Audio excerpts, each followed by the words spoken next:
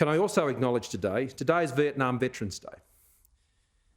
Some 60,000 Australians served in the Vietnam War, including over 15,000 national servicemen. 521 Australians lost their lives in that conflict, and over 3,000 were wounded. This is also the 55th anniversary of the Battle of Long Tan, Australia's most costly battle in Vietnam. On that day in 1966, 17 Australians were killed in action and 25 more were wounded.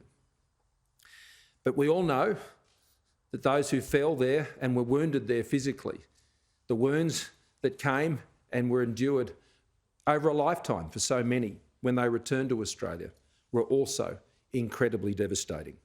And I want to acknowledge those wounds inflicted on many of our Vietnam veterans, including by some of their fellow Australians when they came home. That was not the way to do that, and it should never be the way that we receive Australians back after they've served in our name, wearing our uniform under our flag. Families also paid a heavy price from that conflict as veterans returned home. Families were broken, people were broken, lives destroyed. It is a very, very sad chapter. But as we know in the events that we've been talking about in recent days, we'll be challenged in similar ways as a nation as we deal with the very disturbing situation in Afghanistan, which I'll turn to in a short moment. I also want to acknowledge the ongoing contribution of Vietnam veterans to our broader community, and I particularly want to thank them for the way as veterans they've aided the cause of so many other veterans, particularly those veterans of more recent conflicts, providing that mentorship and that stewardship and that support. And today, of all days, I know veterans will have that sense of solidarity about what they've experienced, regardless of what the conflict was. And on a day like today, I know those Vietnam vets can be of great support to our veterans from Afghanistan. Last evening, Australia's operation to commence evacuating Australians and visa holders, Afghan nationals and others from Kabul commenced. We were able to get our first flight in last night and enabling us to transfer also in key personnel from the Department of Foreign Affairs and Trade, Home Affairs and Defence to facilitate the evacuation of citizens, residents and visa holders, Afghan nationals from Kabul.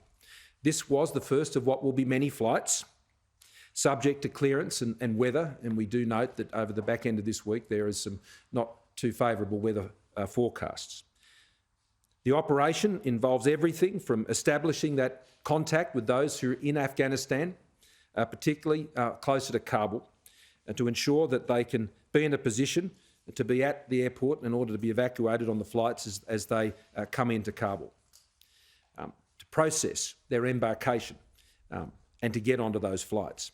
This is not a simple process.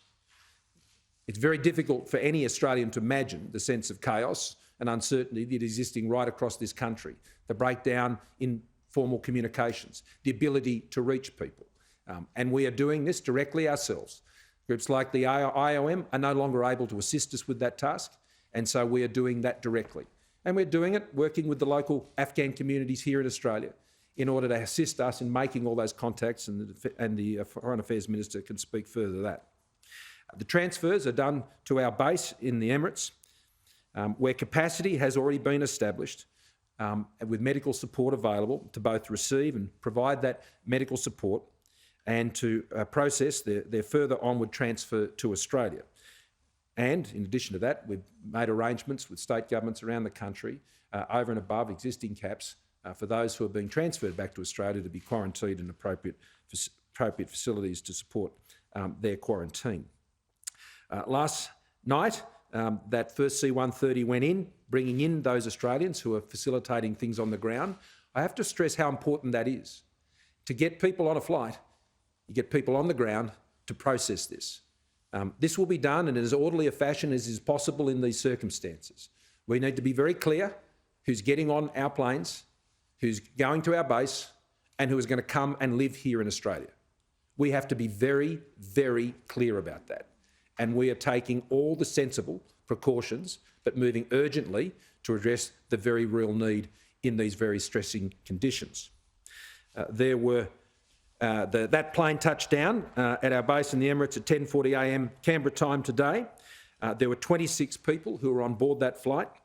That included Australian citizens, Afghan nationals with visas, and one foreign official who was working with an international agency. I remind people that we are working with other agencies, working with other governments, like-minded and others, to address their needs as well as our own, and we're seeking to maximise the use of all the flights from all the countries that are going in and out of Kabul. One additional C-130 and two C-17s are being pre-positioned to join that existing C-130 to support those regular flights out of Kabul in the days ahead and for as long as we can continue to operate those flights to get people out.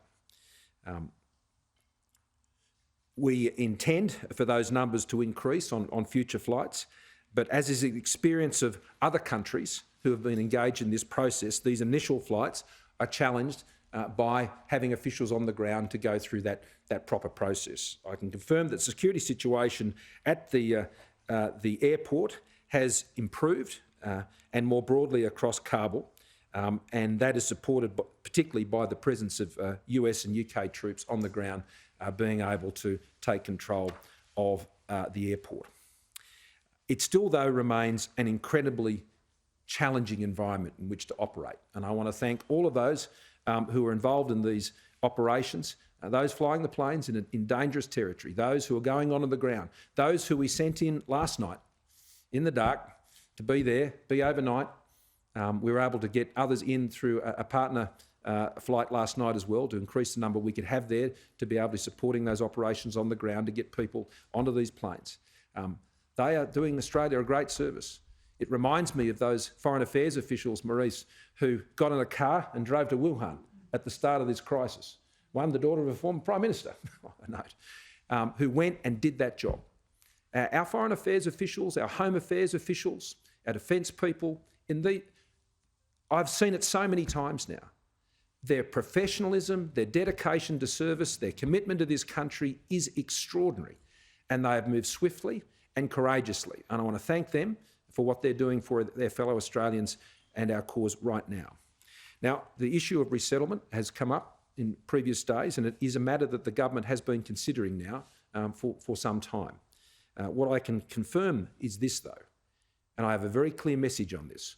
We will only be resettling people through our official humanitarian program going through official channels. We will not be offering a pathway to permanent residency or citizenship. We will not be allowing people to enter Australia illegally, even at this time. Our policy has not changed. We will be supporting Afghans who have legitimate claims through our official and legitimate processes. We will not be providing that pathway to those who would seek to come any other way. That is a very important message. The government's policy has not changed, will not change. But I can confirm that since we came to government, some 8,500 Afghans have been resettled in Australia. We have been continuing to process through our official humanitarian program, working through the legitimate channels, some 8,500 Afghans into Australia, ranging from about 1,300 a year up to about 1,900 a year. And we are going to continue to do that. We will be ensuring this year that we believe we'll be able to provide around 3,000 visas. Now, that's more than double what we've been doing, and in some cases triple what we've been doing in the current year. And we do believe we'll be able to do more than that. You would have heard other countries talk about figures of 5,000. I note that some are talking about figures of 20,000, but can I tell you, there are no clear plans about that. Australia is not going into that territory. What we're focused on is right here and right now, and we believe, working with the local community here, we are reaching out to the UNHCR, and Foreign Minister will probably make mention of that. We are working through the channels that were so successful in bringing people out in other hazardous situations in the past. I've spoken to Paris Aristotle today, who worked closely with us on those arrangements. He'll be working closely with the Minister for Immigration, Mr Hawke, to ensure that we are working with those communities to ensure that we can be able to establish the bona fides of individual applicants I already mentioned to you yesterday that the files of those who proved not to be locally engaged employees had already been transferred to be assessed under that refugee and humanitarian program. That is already occurring. So Australia, at the very least, through our official channels, will be processing, we believe, at least 3,000 in the current financial year, and we believe more can be accommodated potentially within our existing arrangements. COVID has meant that the process of running our refugee and humanitarian program, like all of our visa programs, have been running at lower levels. And so we can accommodate these additional numbers, but within the existing processes. I also confirm that those who are IMAs, those who have not come to Australia the right way and are on temporary visas in Australia, they will not be offered permanent residence in Australia. That will not change. I want to be very clear about that.